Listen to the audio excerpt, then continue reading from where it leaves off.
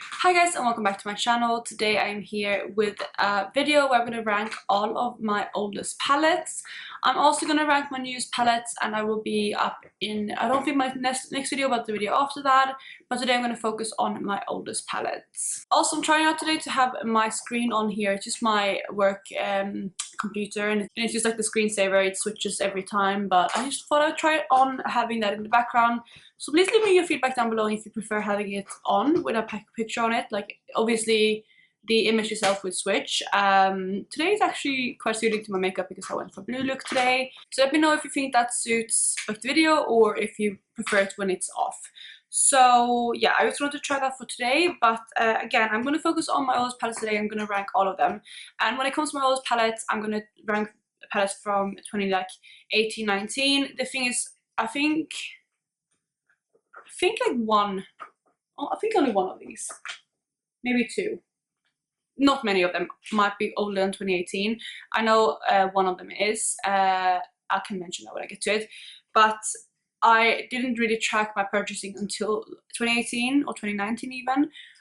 So I don't know whenever I bought the palettes beforehand. I'm trying to think. A couple of them might be 2017, but basically these are the ones that are from 2019 and before. So I have 7 palettes to share with you today. Not that many, but yeah, enough anyway. I mean, these are my oldest palettes. I don't have too many left of them, but I'm gonna go ahead and rank them, and obviously I'm gonna start with the one that's at the bottom. But before I jump into the first palette, if you're new here, please consider subscribing. I would love to have you in the family. Let's jump into the video. So we're gonna start again with the 7th palette, or the one that's in 7th place, and the one I have to share with you is my Mar palette from Colourpop. So this is my Project Level Up palette at the moment, so you know I don't have too many spoilers in here, but if you don't want to see any spoilers at all, skip ahead a little bit. But this is what mine looks like, and the thing is, why is it 7 is because this is not the original Mar palette. I quite like the palette I created, but this is basically mainly a mix between Mar and Soul, which was a palette that came out at the same time. And also I added a few random shades. I think these two mauve tones here are not from either of those two. Maybe this one is. I can't remember, but this one is definitely not from those two palettes. But I made like a Franken palette and I quite like this palette, but I had to put it into 7th place because obviously the original palette I didn't like enough to keep as it was. So yeah, that is why I'm ranking it at the last spot. Even so, this is a palette that I have been considering getting rid of. Like, I would probably pot some of these as into my singles collection, but just get rid of the palette. But I do like it as like a color story, so it's nice to have this as my Project Level Up palette at the moment because I get to play around with it.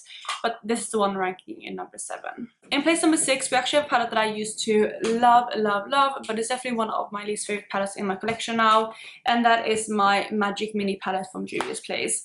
I used to adore this palette. I mean, I have a pan on a lot of the shades in here.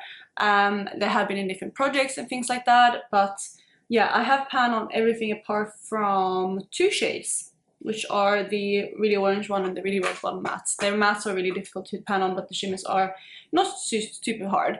But this is a palette I used to love. I love this so much. Like, I bought this together with the Masquerade Mini palette, which I have decluttered, but this one has stuck around for quite a while.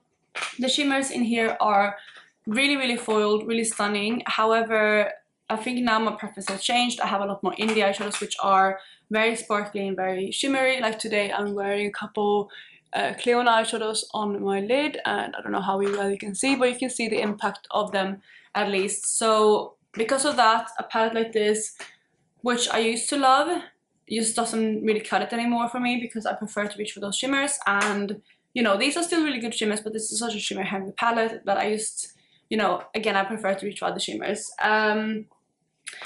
This is a palette that is currently on the shopping block for me, and I think I might declutter this at the end of the year. I was thinking about potentially panning this, but I also feel like if I did pan this, it would be again so many shimmers that I just wouldn't be able to really reach for my indie eyeshadows at all in the whole year, because it is again so shimmer heavy. There's only 1, 2, 3, 4, 5, 6 mattes in here and 10 shimmers. So yeah, this is kind of a palette that I still really like. I like certain shades a lot still. Like, I love Faso and Suba and Nubia. Those are like my top 3 shades, I would say.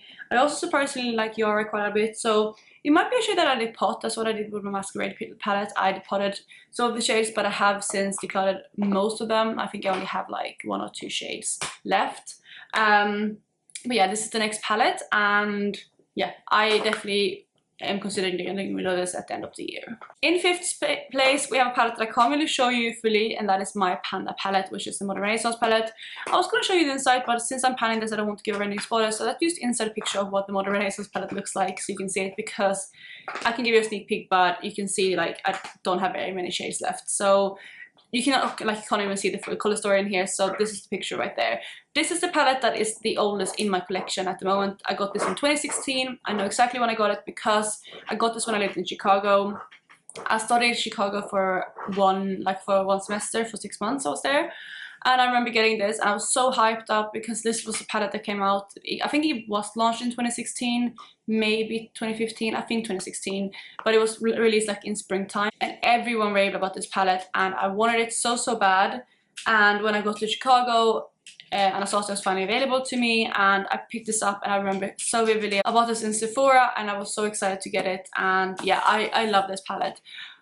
However, I feel like this is a bit of an outdated palette now. The color story was so revolutionary when it came out. The formula as well, it was a very new type of formula, very kind of crumbly, which is, I feel like, more common now. But the color story is now, I think it's a bit outdated now. It just, the shimmers are here are very mediocre. And, you know, it's still a nice palette, but it's just, the market is so saturated now that I just don't feel like it's as good as it used to be. Mine is obviously very old as well, but it still does perform very well. Again, it is my Panda palette, and I'm very happy with the formula still. A couple of shades were a bit more crumbly, especially for me. Venetian Red was very crumbly when I used it. And, you know, overall, I'm very happy with this palette, and I'm happy that I'm panning it and not just decluttering it. But it's not my absolute favorite anymore. The next palette that I have is one that I quite like. This is when we go to the palettes that I actually quite enjoy still, and I'm still definitely want to keep in my collection, that I haven't really considered decluttering or panning yet. And the next one is my Sweet Talk palette from Colourpop. This is the 4th place, and this and the 3rd place palette was very close to me, but I do believe I like the 3rd palette better. So this palette looks like this. Mine is slightly different because I have taken out the pressed glitters and replaced it with similar shades, but like shimmer shades. I just want all my pressed glitters in my like singles collection, and that's why. But the shimmers that I have added in are very similar to the original shades. But this is what mine looks like. It's a perfect spring and summer palette. I love it. I didn't actually reach for this very much in spring and summer this year. I think I didn't even reach for it at all, which is terrible because I do like this palette, and now it's not really the season for it.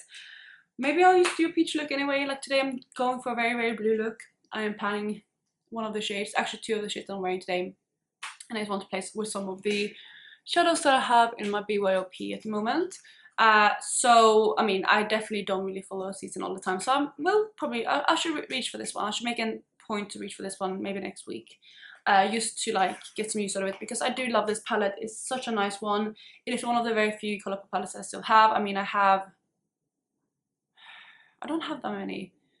I only basically had the ones I'm sharing today, I think, plus the Chai palette, Golden Coconuts, which are the newer ones kind of palettes, and then I got 2 palettes from my friend Martina, which is the At First Sight and Fluttered By, but I didn't buy them myself, but I did get them from her last year. But this is one of the very few that has survived all the declutters that I had, and I do really like this one. Again, I think you definitely don't need this. It's very much like a one-trick pony kind of palette, but it's a very nice summer and spring palette, like I said, and I still really like it, and it ends up in number 4. In 3rd spot, which is the one that I said was very close to the last one, but I like slightly better, is another Colourpop palette, which is the Through My Eyes palette. This is, yeah, I said it before, it's my favorite Colourpop palette. Again, it's very close to Sweet Talk, and I do like Golden Coconuts quite a lot as well, but actually nowadays, I think The Child would be my favorite. I completely forgot about that one, because I got that one last year from my boyfriend, so it feels, when I've done rankings before, I always forget that one, but that's definitely my top one. This is my 2nd favorite. But yeah, this one is a very nice color story. It's, I feel like, quite unique for Colourpop. maybe not, they have so many color stories, but I feel like they haven't done too many like this since this palette, because I feel like a lot of times they overlap a lot of the palettes, but also I'm not really keeping up to date with their releases anymore, so I might be wrong, they might have a similar palette like this out now. But yeah, I love this palette. It's a perfect autumn and winter palette, so it's one that I will definitely get a lot of use out of. Although I like it because, you know, it might look overwhelming with all the shades, but I look at this as like, you know, quads, and if you look at each quad by itself, like you can even do the middle ones, like whichever quad you pick, I feel like the shades go quite well together. And also the top half here is a more kind of like a warm toned, I would say spring summer palette, maybe more summer, early fall actually. And then the bottom one is like a perfect, like more into fall, like October, November kind of palette. And I love this. This is definitely one that I'm going to reach for a lot now in October and November, because again, although those are a bit more kind of summer shades, I like using all of these together in those months. So yeah, I really love this palette, and it's definitely one I'm not going to get rid of at any point soon. And also this palette feels very, very like weighty for being Colourpop. It does have a mirror as well, so it's a bit more luxurious, I feel like, than some of the other palettes from them. And the formula is still really good, although it is a bit older. So next up is another palette that I think might be a bit older. I think actually the Magic Mini might be from 2017, so is this one. But this is my second place palette, and we have my Soft Glam from Anastasia. This palette does not have nearly as much use as I wanted to have, but this is what it looks like. I got this after I had the Modern Renaissance palette. I got this like way after because I love that one so much, and this one was released and I picked this one up. Maybe actually I can look up when this was released and then I would know when I bought it, but it doesn't really matter. I got it in 17 or 18. I love this palette. It still performs very well for me. It's a perfect like kind of sultry, like you can get a lot of sultriness in this corner here, but you also have a lot of everyday shades. Some shades in here are very similar to the Modern Renaissance, like we actually have burnt orange, which is in both palettes. Orange Soda is, I love this shade. It's such a perfect like creamsicle kind of shade. I love it. Rosy Pink I showed the other day, like that shade. I like the kind of rosiness to it. I like that this palette has a lot of variety for being just a warm neutral palette. Again, you have like the more kind of rosy tones. You can do Dusty Rose, Rose Pink, and Sultry. You have the really like fiery kind of gold shade and bronze. You have some more kind of neutral shimmers with these two here. These aren't as impactful, but you have them as well. And then a load of variety of mattes. And I really love this palette, and it's ranking at number 2. So drum roll please. For my number 1 palette, we have my Norvina palette from Anastasia. Another Anastasia palette, but they were really hyped up at those kind of times, like, you know, 2016, 17, 18, around those years. They were very hyped. I mean, I feel like even into like 2019, they were still very hyped. But my Norvina palette ends up at number 1. I love this palette. It's one that I didn't really love when I first got it. I got it because, you know, I've liked the color story of it, but it wasn't one that I, you know, when Modern Renaissance came out, I wanted that straight away, especially with all the hype. When Soft Glam came out, I was like, yes, that's another palette. I was like, yes, I want that so bad.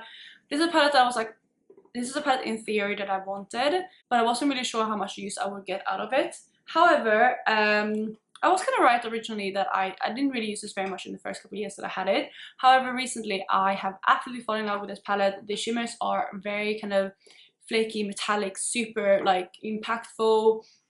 Yeah, the only one that isn't like the best, I would say, is Wild Child, and Drama as well is more of a satin, I would say. But the rest of the shimmers are top notch, stunning, and the variety of mattes in here are really nice as well.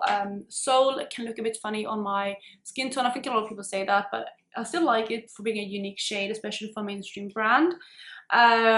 Incense is a perfect like kind of transition shade. It looks quite light in the pan, but it can be built up and be quite deep. Volatile is more of a kind of cool tone shade, and then you have a really warm tone shade here, which, you know, can give you a different look. And I love these kind of plummy tones there. I love them so much. If there's anything I would really change with this palette, which I don't think I would ever change anything really, it's almost perfect. I use the shade Drama. I don't really use shades like that very often. And maybe Soul I would switch out, but again, I like it for being such a unique shade. I don't really think I have a shade like this in my collection apart from this one. Maybe I do now with all my singles, but it is a very unique shade and I love this palette so much, and it had to be number 1. It was the first palette that I picked, and the order for I just straight away knew what was going to be my number 1. It was going to be this one. And like, I'm just seeing the palette in my viewfinder. I was like, oh, this is just like, the color story just makes me so happy. I don't know what it is with these tones. Like, it's like the warm purples, the pinks, like they're like warm kind of pinks and purples, which I just, oh, they just love it, especially in combination with these kind of brown tones. I just think this is a fantastic palette and I love it very much, so this one had to be number 1. So we have a little helper, because she always gets really restless when I'm going to wrap up a video for some reason. But that was it for today. That was me ranking my oldest palettes in my collection. This was definitely the easier half. I think when I do the new ones, that's definitely going to be more difficult. I have started it, but I haven't ranked all of them yet, and it's going to be quite difficult. I am planning to film that tomorrow because I was planning to film both of them today, but I'm not quite done with my rankings, so I'm going to continue sitting on it tonight, and I'm going to film the video tomorrow, so that can have a bit of a different look in it. But yeah, I really hope you enjoyed this video, and if you did, please go ahead and give it a thumbs up, and otherwise I will catch you in my next one. Bye guys.